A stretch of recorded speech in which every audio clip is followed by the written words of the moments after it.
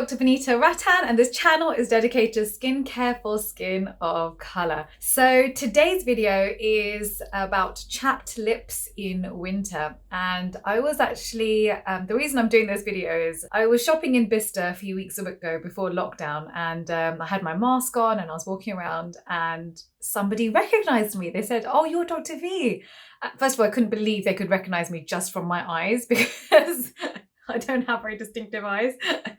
But the second thing they said to me was, "Dr. V, my main thing is that I have angular cheilitis. I get chapped lips and at the corners of my mouth are really sore." And so I told her the steps of what she needed to do and why it was happening. But then I realized actually if she's got this issue, then probably thousands of other people have this issue. And I thought this is a good video to make. So right, the main reason it's happening in winter right now is that actually we have very dry weather. And so if you think of water loss as evaporation, you're going to have more transepidermal water loss in winter when it's dry, or to be honest, in any dry environment. This can happen in summer too, but this is why it's so prevalent in winter. So we're literally having water evaporating from our lips. The other common thing that happens is that people tend to lick their lips when they feel dry.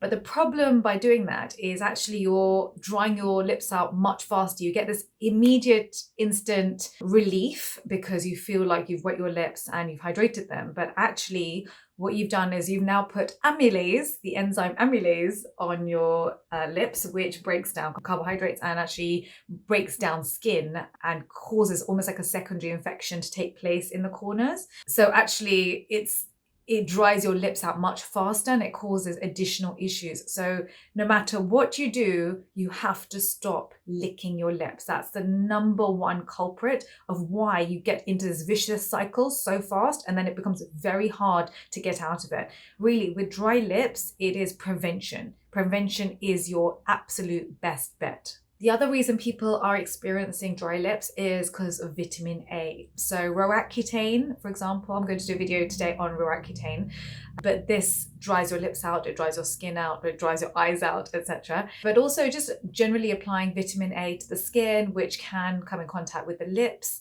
can dry your lips out. So one thing I always say, for example, if you're using our Lipex kit, so that's the lip pigmentation kit for skin of color, that's got retinol palmitate in it, and that's why we give you an additional lip balm to wear at night time. And you may even want to top up with petroleum jelly, so Vaseline, just because of what happens when you put vitamin A onto the lips or when it comes in contact with the lips. So the classic symptoms are dry, flaking lips that can feel sore and they can even bleed if it gets to those later stages. The important thing to know is that we don't have sebaceous glands in our lips compared to our skin. And so our skin, we create almost like an oily layer that protects our skin from transepidermal water loss. This doesn't happen on the lips.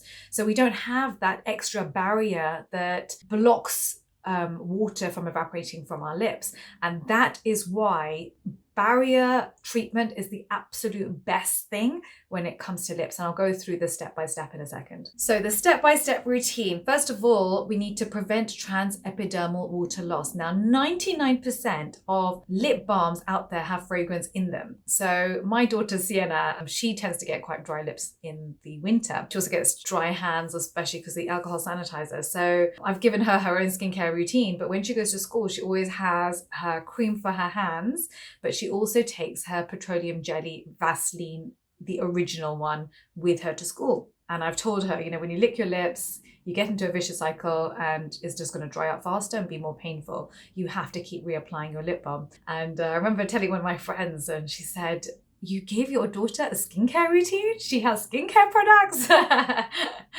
And I just thought, yes, like all our children need good skincare, and this is absolutely key, especially for skin of color. We do not want our children's skin to be inflamed, because inflammation for skin of color equals more pigmentation, which we absolutely do not want, and we don't want, you know, right from a young age. We should be educating them. So my daughter knows all about melanocytes, and that I think is very important. The thing is, she said to me, "Mum, I really want to have the orange lip balm because all my friends have the orange lip balm." And I said to her, "Sienna, fragrance is the number one cause of contact dermatitis. And what that means is, imagine you've got dry, dehydrated skin, and on top of that, you're putting the number one cause of an irritant on that skin.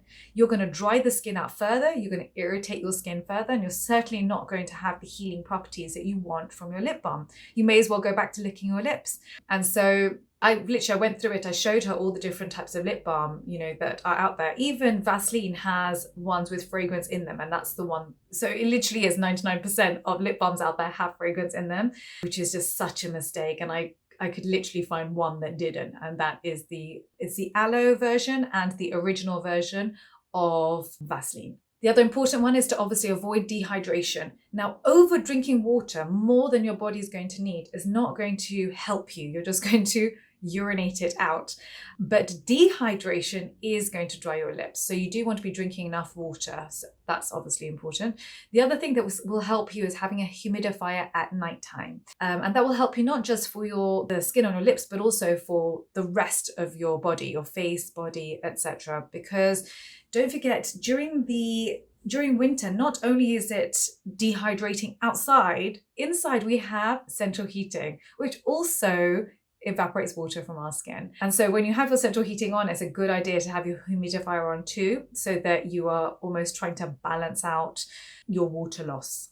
I think one thing that's definitely helping actually is people wearing their face masks outside, or at least covering with a scarf. So I think this is the first year we've actually seen less chapped lips because of face masks. Ironically, we're actually seeing more maskne, so acne from wearing masks, but you're creating that humid environment by wearing a mask while you're outside, because obviously you're breathing out air that has water molecules in it.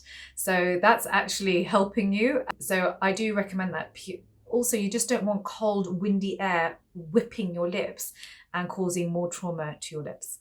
The other important thing is we do not want any free radicals in our skin, which means that you want to be wearing your SPF50 lip balm on top. The one I love is Sunsense, because again, it has no fragrance in it. And honestly, I have looked at so many different SPF50 lip balms, and again, 99% of them have fragrance in them. If you've already got irritated skin, this is a bad idea. So I would definitely recommend going with Sunsense. So I'd wear my petroleum jelly and then top up with Sunsense. The other thing to remember is when you apply your lip balm, make sure you've washed your hands first, because again, if you've got cracked skin and then you're now introducing an infection, you're going to get a secondary infection. So wash your hands before you touch your lips. The other classic mistakes that you need to avoid are, do not share your lip balm with anybody else. Every person in your house needs to have their own lip balm, because it is literally going, constantly to your lips. Avoid any cosmetics on your lips. So avoid lipstick, especially matte lipstick. So for example, this lipstick is not a good lipstick to wear when you have dry lips. So I would avoid all cosmetics. And once you get to the point where your skin is flaking, please do not pick the skin off, because underneath your skin is trying to heal, and you're creating, by removing and peeling that skin away, you are allowing more transepidermal water loss. So please just leave the skin. I know it's frustrating, I know it's irritating, and all you want to do is pick that skin off because it just doesn't feel nice. But that's your body's way of actually trying to recover. So you're again getting back into that vicious cycle. So with this, please, protection is everything. Barrier protection is your mainstay, and it's something that we should be giving to our young children. Even my 3-year-old, he knows what to do, and he knows whether his lip balm is, and it's just a thing that we do. I feel like skincare, especially in my family, is a ritual. It's something they see mummy doing, and so they want to copy, which is something I encourage. Right, so today I wanted to ask you, I need lots of ideas on winter skincare routines that you want. We've got a good 3 to 6 months of cold weather, and I want to make sure that all my beautiful Skin of Colour family have amazing skin in this cold weather. So if you could write down below which videos you want me to make, I'll make them next week for you. Please don't forget to download your free guide. So the link is down below. It tells you all the best ingredients and the ones to avoid for Skin of Colour. Don't forget to like, subscribe, and hit your notification bell. And also you can follow me on Instagram at the Hyperpigmentation Clinic and at Skincare by Dr. V. Thank you very much.